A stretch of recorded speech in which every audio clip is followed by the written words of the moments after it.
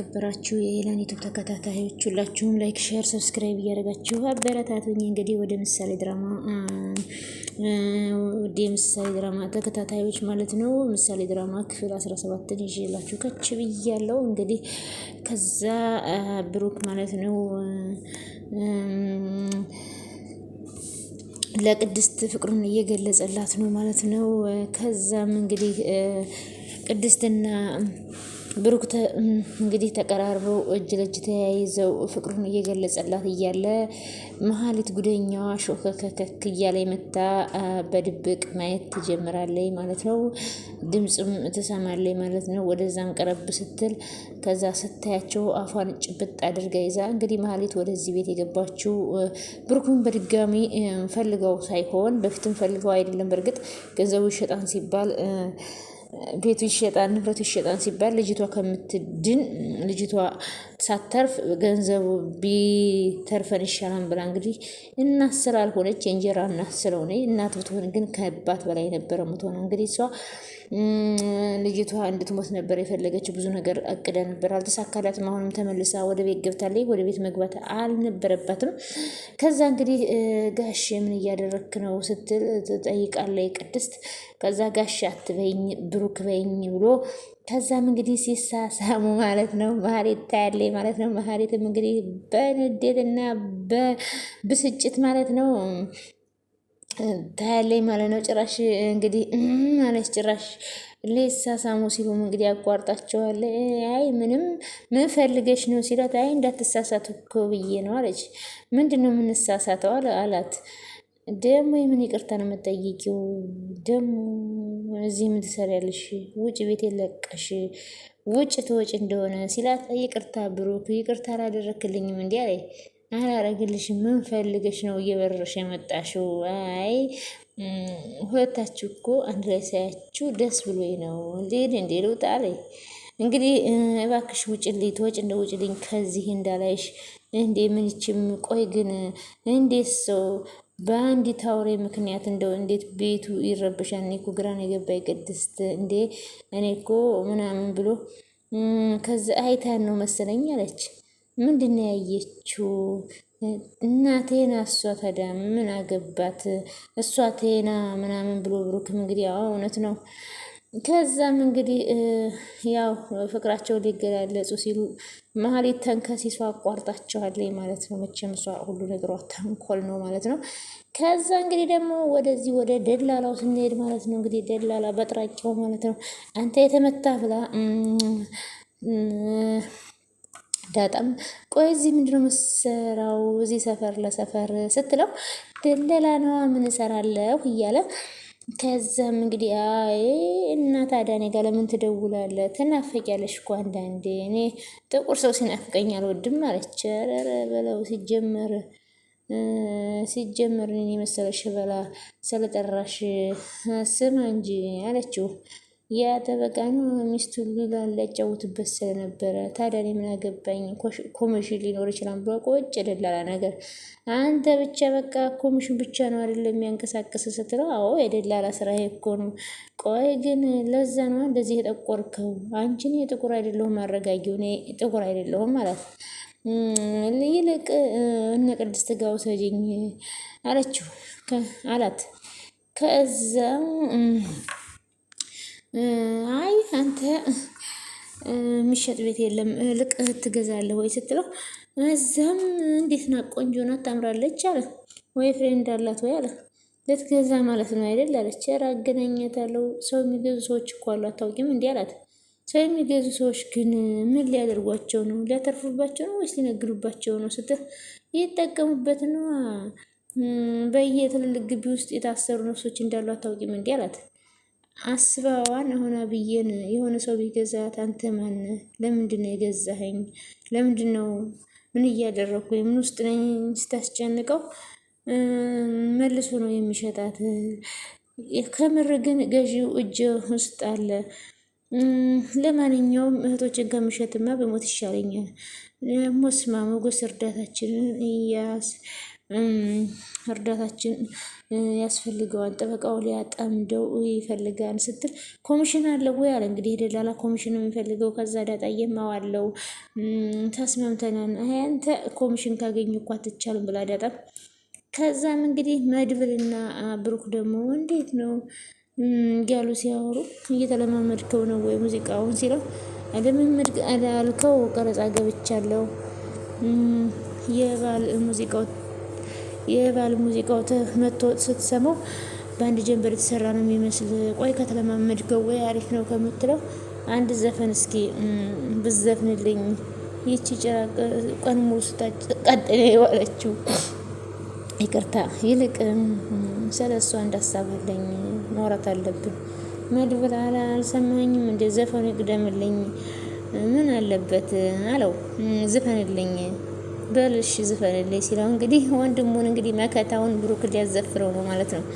ከዛ ወደነ ሞገስ ሲሄድ ደግሞ ሉላዬ ንብረታችንን ማስመለስ አለብን፣ ንብረታችን በስነ ስርዓቱ መመለስ አለበት። ጠበቃው እንደዚህ እንድናደርግ አይፈቅድልንም፣ እንደውም ያሳስረሃል።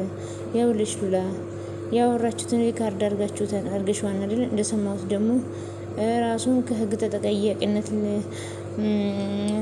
ሊያስመስል አንቺ እንዳወራሹ ነበረ ሲያደርግ የነበረው። እሱም ሪካርድ እንዳደረገልኛል በመክሰስ መሞክር ምንም አይነት ጥፋት እንደማላገኝበት ነግሮኛል። ሉላዬ አሁን ህጉም ደግሞ ይደግፈናል። ምናልባት ህጉ ቢመረምር እውነታውን አያጣውም፣ ግን ደግሞ እሱ የህጉን መውጫ መግቢያ ስለሚያውቀው ብንከራከረውም ያሸንፈናል፣ ይረታናል አላት። እሺ ታዲያ ምን እናድርግ ሉላዬ? ጠበቃው በሚስቱ ላይ እየማገጠ እንደሆነ ረስቶታል። እናማ የእኛን ኬዝ ያበላሻለሁ ቢል እኔም በወንጀል ክስ ከሰዋለሁ ቢል ይህን የድምፅ ቅጂ ለሚስቱ ወስደን እንሰጣታለን። በዚህ ፈርቶ ይህንን የሚያደርግ ይመስላል አለው። ሉላዬ ይኸውልሽ ያደርገዋል፣ በእርግጠኝነት ያደርገዋል ሚስቱ እንዳሰማበት። እንግዲያውስ እኛ እንድተውን ብቻን ሳይሆን በመጀመሪያውን ክርክር እንዲጨርስልን ነው የምናደርገው። እንደውም በጣም የፈጠነ የማይጨርስልን ከሆነ ይህን ቅሌት ለሚስቱ ለልጆቹ እና ለሚስቱ ከነችውጥ ማስረጃው ቤታችን ድረስ መጥቶ እያንዳንዱ ላወራው ነገር ለሚስቱ እንልክለታለን እያለ ሞገስ እንግዲህ በጣም ደስ ይላል። መከራውን ወደ ድል ቀየረልን አምላክ ይመስገን ብላ ሉላም ደስ አላት። እንግዲህ ሞገስና ሉላም ደስተኛ ሲሆኑ በጣም ደስ የሚለው ማለት ነው። ሞገስ በጣም መልካም ሰው ነው። ለብሩክ በጣም ብዙ ውሎለታል ማለት ነው። እንደ ሞገስ አይነት ጓደኛ ለሁላችንም ያድለን። ሞገስ በጣም መልካም ነው። እንግዲህ መድብል ደግሞ ለወንድሙ እንግዲህ መከታ ሆኖ ብሩክን ከብዙ ነገር አውጥቶታል። ቢሆንም እሱ ወንድም ነው፣ ሞገስ ግን ጓደኛ ነው ማለት ነው። ስለዚህ በጣም መልካም ሰው ነው። እንግዲህ ሉላ ደግሞ እንግዲህ ሞገስን ላለማጣት ያው ራሷን አሳልፋ ለዛ ጨካኝ ጠበቃ ልትሰጥ ነበረ። ያ ጠበቃ ግን እንግዲህ ሴራ ሁሉ ከሽፎበታል። አሁንም የሚያስበው ነገር ሁሉ አይጽደቅለት ማለት ነው። እንደዚህ አይነት ሰዎች ለምድራችን አያስፈልጉም ማለት ነው። ከዛ እንግዲህ እና ይህን ሰውዬ በቁሙ ነው የምንገለው የሚለውን አያድርግና በቁሙ ነው የምገለው ብሎ ሞገሴም እየፎከረ ከዛ ሉላዬም እንግዲህ በጣም እንግዲህ ካዝኗና የተከዘችውን አሁን ወደ ደህና ተመልሳለች። ብሩኬ ዛሬ ሙድ ጥሩ አይደለም፣ ሌላ ጊዜ ይሁንልህ። ዛሬ ሙድ ጥሩ አይደለም። ቆይ ግን እናቴ ከሌላ ሰው ነው እንደ ወለደችኝ አለ። የኔ ድምፅ እኮ ውሻ እንኳ አይጠራም አለ። ከዛ አሁን ባይሆን እሱን መጠርጠር ጥሩ ነው አለ መድብል። የአባቴ ልጅ እንዳኮነ እንዴ የምሬን እኮ ነው የምለው መድብል። ይህን የመሰለ ቆንጆ ድምፅ ይዘህ እኔ እንኳ ትንሽ መሞከር አለመቻሌ እንዴት እንደሚያስገርም እንዴ! ኧረ በስመ አብ ማለት የታደሉትን እንጂ አይታገሉትም ብለዋል አለመድብል። የኔ ወንድም ብቻ መሆኑ ራሱ በቂ ነው። እሱ እውነት ነው ወንድሜ፣ መኩሪያዬም እያለው እሺ አለው። ክንዴም ጀምርበት እንጂ አለው። ልክ ብሩክ እንግዲህ ስለ መሀሌት አንዳንድ ነገር እናስብ። ምንድን ነው ያሰብከው መድብል አለው። እኔ እኮ አንዳንዴ ሳስብ በጣም ነው ጭንቅ የሚለኝ። ይሄው ለሰው እንኳን የማይበጅ ነገር ነው የገጠመን ወንድሜ። ኧረ እኔ እንጃ ዘንድሮስ እንደው በሰላም ያደርገው። ለምን ይህን ነገር ውድድር አንቀይረውም? የመሀሌትን ጉዳይ ነው።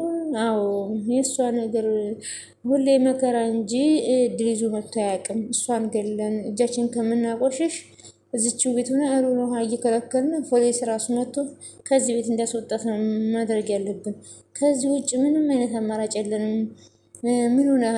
ፖሊስም እኮ ቢያስወጣት ሴትዮዋ ተመልሳ መምጣቱ አይቀርም። መሀሌት ለይቶላት አናብዳለች። ስለዚህ ይህንን ነገር ወደ ድል እንጠቀምበት እያልኩ ነው አለው። መድብል ብቻ ይችን ጭራቅ ከዚህ ቤት ትኑር እያልኩኝ አይደለም አለው። እኔ እንቅልፌ እንኳ እየተኛሁ አይደለም አለ። በአንተኛስ? እና እንግዲህ መድብል እዚህ ቤት ትቀመጥና የሆነ መረጃ ትስጠን እያለ ነው። መድብል ግን እኔ ይሄ ሀሳብ ጥሩ አይደለም። እሷ የሚያወሩትንም የሚተነፍሱትን ሁሉንም ነገር ማለት ነው ወስዳ ዝና ነው የምታቀብለው ማለት ነው። ጥሩ ሀሳብ አይመስለኝም።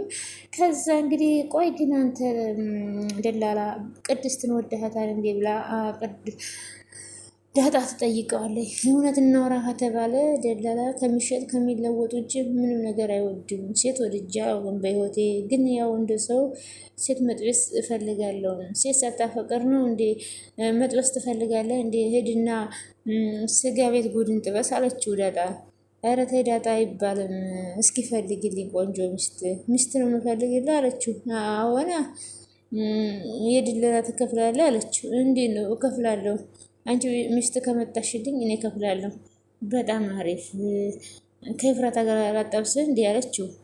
ማናት ፍራታ? እባክህ የሆነች አንዲት አለች ጀምሮ የተዋት አለችው። እና ፈጣሪ ጀምሮ የተዋትን እኔ የምጨርሳት ምን እንዳለብኝ አለ። አንተ አለህ አይደል እንዴ ጭራሹን ያልተጀመርክ የሆንክ የፒስታ ክምር የምትመስል ደግሞ አንተም ሰው ትንቃለህ ወይ አለችው።